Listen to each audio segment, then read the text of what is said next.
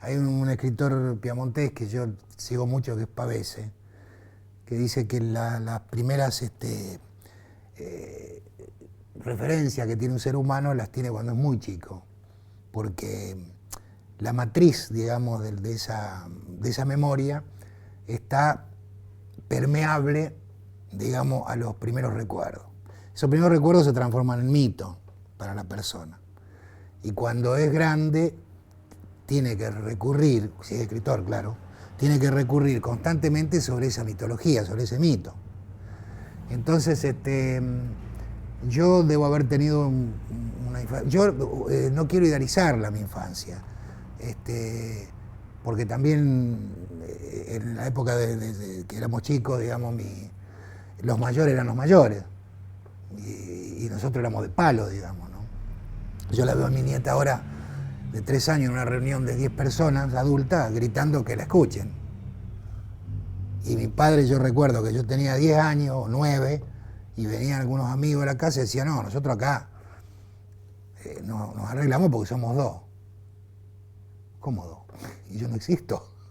Y verlo a Jorge con sus amigos y tenía en la calle, que no había esta calle de tierra, la cuneta que le decíamos, cuando llovía y se llenaba de agua, los chicos pescando mojarritas, enterrados hasta la rodilla en el barro, y jugar. Y a Jorge lo veo así, un chico que vivió su infancia en la calle, no en la calle, digamos así, sino vivenciando todo lo que un chico tiene que hacer, sobre todo en los pueblos como el nuestro, de compartir con amigos. Todos eran amigos, no tenía un amigo, tenía el grupo.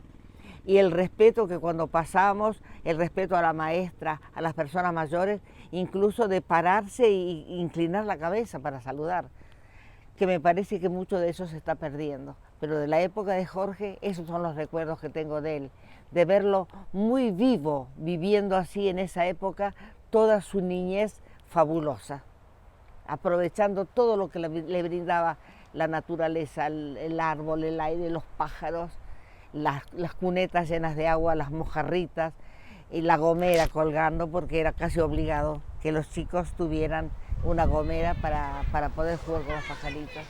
Es una crueldad, pero era. Así es.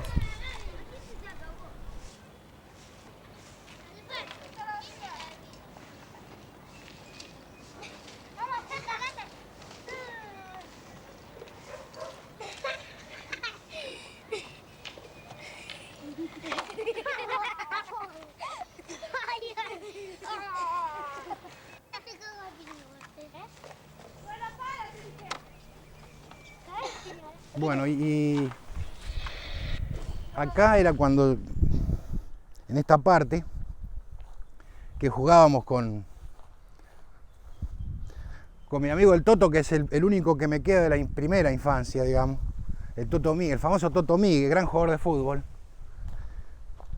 Y acá él vivía ahí, estos daban los fondos, y entonces acá armábamos partidos, cuando las posibilidades del terreno lo daba, porque realmente había mucho yuyo. Y si no, jugábamos del otro lado, que era una calle cortada, que no tenía tránsito para nada, de tierra, por supuesto, con gramilla, hasta que escuchábamos que venía el canchero, entonces saltábamos dentro de la cancha, por el tejido, y le pedíamos la pelota prestada, porque obviamente no teníamos con qué jugar, ¿no? Y entonces nos pasábamos ahí un montón de tiempo, lo pasábamos todo el día, prácticamente, en las épocas del verano, ¿no? En el invierno, cuando no estábamos en la escuela, estábamos ahí. Es decir, que yo me crié en esa cancha, ¿no? Puedo decir, hasta los 12 años iba todos los días. De alguna forma era un lugar de encuentro, de juegos y también de fantasía, porque jugábamos, había un tiro antiguo que no existe más, y donde jugábamos a los piratas, ahí jugábamos a que era un fuerte, y entonces la gente lo tomábamos, digamos, y a veces eran peleas medio violentas, porque peleábamos con palos, y un grupo adentro y un grupo afuera que lo usaba de casamata, digamos, como defendiendo, ¿no? Y después nos cambiábamos, los que estaban adentro iban afuera.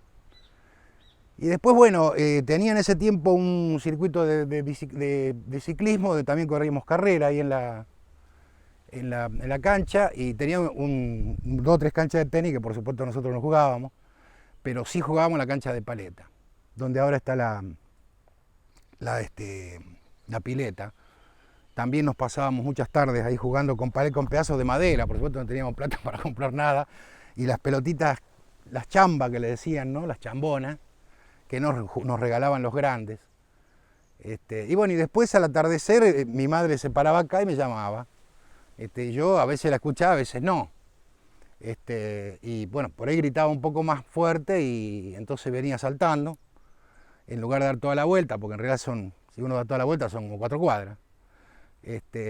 Pero acá me quedaba al tiro, ¿no? Y bueno, acá estaba Toto, que tenía otros hermanos, pero el que tiene mi edad es él, tenemos uno más chico, que le dicen el Pili, y después 3 más grandes. Y enfrente había otro amigo que se mudó chico de acá, y después el resto de esta zona eran chicas. Pero una cuadra más allá estaba la barrita que jugábamos acá enfrente, era una cortada también, esto era todo campo, y esta casa de acá enfrente no estaba, la que sí estaba la que está justo enfrente de mi casa. Y después estaba la de, acá donde está la apicultora ahora, ahí había una casa donde le robábamos todo al viejo, ¿no? De la fruta que tenía ahí. Y tenía un palomar, que me acuerdo que yo me entretenía, de ahí cuando no me veía mi madre, por supuesto, le tiraba a las palomas, nunca maté ninguna, pero las molestaba, digamos. Tenía en la casa, que es más o menos como era, arriba tenía 2 hileras de casitas para palomas, esas palomas caseras que en general en todas las casas donde había terreno en ese tiempo había, que las criaban para comer. Y entonces ahí me dedicaba a hacer puntería en esas casitas, a ver si mataba alguna. Y después saltábamos adentro, cuando jugábamos a la pelota ahí en la cortadita, tirábamos a propósito la pelota dentro de la quinta donde estaba lleno de frutas, y entonces el que entraba repartía, digamos, tiraba hacia afuera higos, mandarina, pera, tenía de todo, tenía unos higos muy ricos. Tanto es así que en algún momento el hombre pobre, él vivía de eso, era un viejo italiano que vivía con las señoras muy grandes. Ella era doña Mariana Gerlo, que yo le dedico un poema por ahí, porque ella me regalaba naranjas, ¿no? Y yo de alguna manera le producí una traición, digamos, porque yo como era vecino, ellos me daban otro tratamiento, pero bueno, yo cuando estaba con la barra, entraba, qué sé yo, a hacer daño, porque como decimos ahora cuando nos vemos, si al final la fruta que tenían ellos la teníamos todo. Pero bueno, la cuestión era producir alguna travesura que de alguna forma después se pudiera comentar como una hazaña, ¿no? Lo empecé a conocer más cuando empezó a escribir y empezó a traer los primeros bocetos. Los traía casi como con vergüenza, con miedo de que uno los leyera, pero tenía la suerte, mucha suerte y mucha alegría de haber conocido a Guiselli. Entonces eso fue para vos, me parece, un espaldarazo que te sirvió para muchas cosas, sí. Sobre todo para darte confianza en vos mismo. Sí, sí, sí. Porque yo creo que nadie te enseñó a escribir, no se aprende a escribir, se nace y uno dice lo que quiere o lo que siente. Unos lo saben decir, como él, otros lo sentimos, y cuando lo escribe otro, como yo por ejemplo, no lo puedo hacer, cuando leo lo que él escribe, dice, usted también, a eso es lo que yo quería decir. En mi caso no había libro, salvo un Martín Fierro ahí descalabrado, que era de esos Martín Fierro que se vendían en los kioscos, que ni tapa tenía. Entonces, cuando yo me encuentro con gente que la conozco muy de naranjo, como decía el general, era muy chico,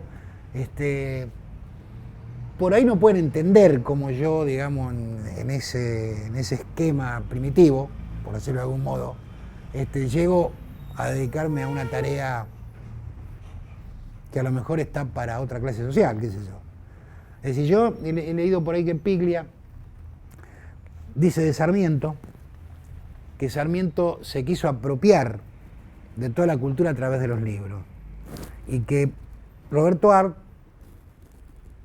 al contrario, digamos, ¿no?, destruye esa cultura robando libros, porque los personajes de Arlt, en especial el primer libro de él, Juguete Rabioso, es un chico que se mete en una biblioteca y roba los libros para venderlos, ¿no? Entonces, bueno, yo haciendo un símil bastante libre de interpretar, digamos, yo cuando empecé a leer, primero historietas, pero después ya libros, yo quise hacer ese mecanismo más que el de Ares de Sarmiento, digamos, ¿no? De apropiarme, tal vez ilegítimamente, de la cultura a través de la lectura. Eso fue lo que me permitió pensar que yo podía estudiar, hacer alguna otra cosa. Me fui vinculando con alguna otra gente. Y bueno, digamos que es un camino que ya tiene que ver con mi vida mucho más acá y que es una historia más conocida, pero los orígenes míos son esos, ¿no? Son de un matrimonio, digamos, que viene de chacareros arrendatarios fundidos, digamos, mis abuelos, y terminan con un boliche de mala muerte, y bueno, y mi viejo trabajando de lo que fuere desde muy pibe, desde muy chico, y mi madre también, ¿no? Ese es un poco de alguna forma el embrión, digamos, lo que es. Bueno, lo que pasa es que yo después traté de inscribirlo, digamos, en aquello que Pavés se decía, el tema del mito, ¿no?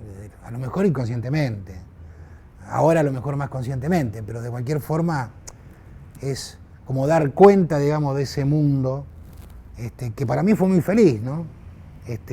Salvo algunas,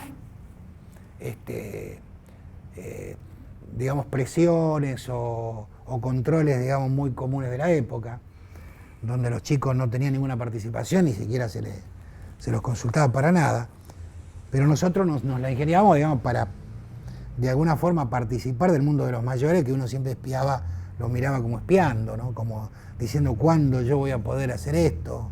¿Cuándo voy a poder salir? ¿Cuándo voy a ser grande? ¿Cuándo voy a poder fumar?